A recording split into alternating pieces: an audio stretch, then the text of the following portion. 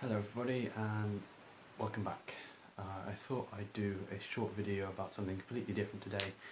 I thought I would go over my first 6 months experiences of being a academic consultant. This is something that's quite new to me, and I thought it might be a useful summation to any of you that are interested in getting into academic consultancy or taking your academic work and doing it on a more commercial basis, whatever means that might take for you, through your institution or forming your own either private business or as a sole trader in the UK as it's called, your own enterprise. And maybe I can give you some advice or some tips and pointers to that end. So about 6 months ago I had cause to start my own consultancy work because I got offered actually a job offer, and the job offer was rescinded and offered to me in the form of consultancy. I did not have any business to run the consultancy through, any means to do it, so I ended up forming one. In the 6 months from then I thought maybe, well, I'll tell you what's happened, and some advice, which is mainly it's been easier than I thought it had been. I've done more work and earned more money than I thought I was going to do. At the initial outset it's always more terrifying, especially if you don't think you're disposed to sort of the commercial world as it might be as if you're sitting in a university institution, or if you're interested in research instead. But there is an awful lot of opportunity out there to do commercial contracting work. I mean, in my line of work maybe that might be more to the case, but I found a whole plethora of different things you can do as a consultant if you've got an academic background. There's a lot of, what would you call it, report writing work. Many projects that are funded by any state institution or quasi-state institution have to do reporting, and it's normally farmed out to consultants to write, for which you'll get paid for. I've also done things like book editing. I will proofread books, or I will proofread journals as well sometimes, for out of various means. Equally, I've done it with a government department from a foreign country who helps fund and publish books in the area. I've also got contracts from quasi-state bodies that have government funding as well, which I'll come into in a second.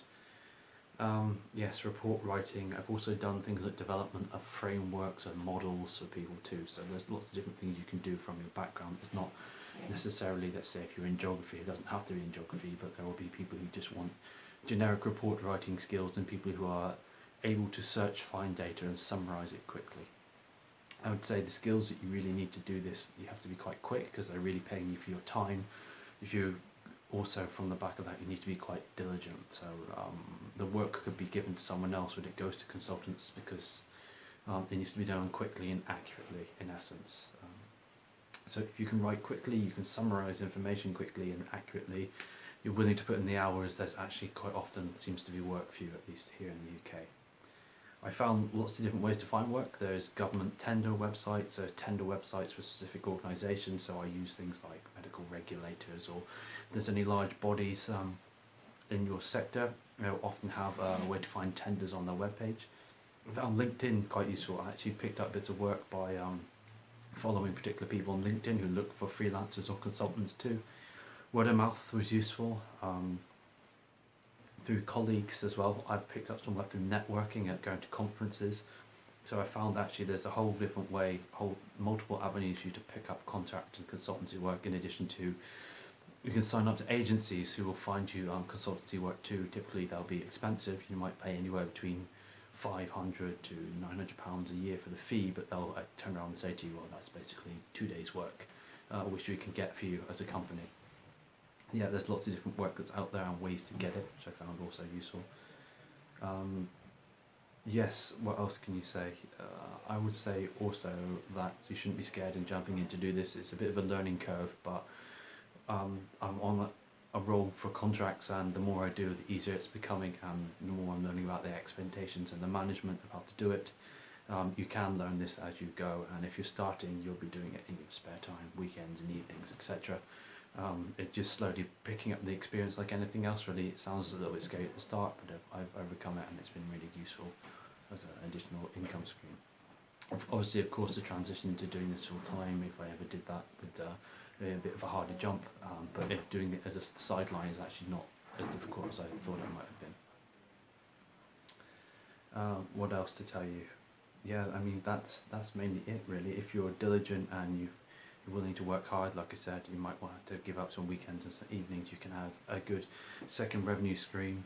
Equally, if you want in the UK at any rate, I don't have to declare my tax for the first about 18 months because when I started the business, so you don't even have to worry about your tax for at least 12 to 18 months. You do get the double bill, unfortunately, with your first declaration where you pay your full tax and then half of next year's tax as well. But if you're worried about how you declare things to the government, you don't really have to deal with it immediately in most cases, although you should learn how to do so, and I recommend you go and read about it. But well, that was an initial concern for me, but it hasn't materialised.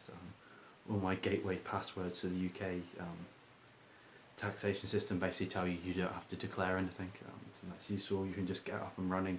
If you don't know how to do invoicing, it's not too hard to master. If you don't know how to keep accurate records and bookkeeping, it's never been easier with technological solutions to do so. So it's really not as tricky as it might sound. There's generally advice anywhere to do these kind of things. And lastly, there's even websites of things like Fiverr for freelancers that you can use to find all kinds of contract work. I've actually had to turn down work because I haven't been able to fit it in over things like the Christmas period. And I wouldn't say that I'm, how can I put it? I don't think I'm an exceptional case. So if this is something you entertain, if you can pick out the right websites to find work from or the right regulators or bodies in your sector, you might find there's a lot more going than you might realise. Equally, that's because, well, organisations, one, don't have to pay your pension contributions and other things, so it's easier just to farm it out to consultancy.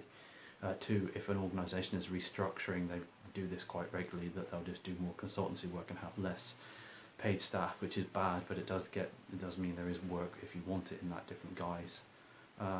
Lastly, I would say I've found that when people have to deal with all their invoices before the new tax year in the beginning of April, you'll find that there's a lot more going because the money just has to go out of some organisations to meet the book requirements. So you can pick up spikes for work and stuff like that, and don't be afraid to go and ask around for it.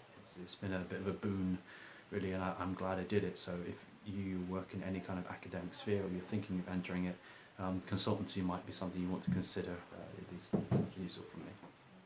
Bye.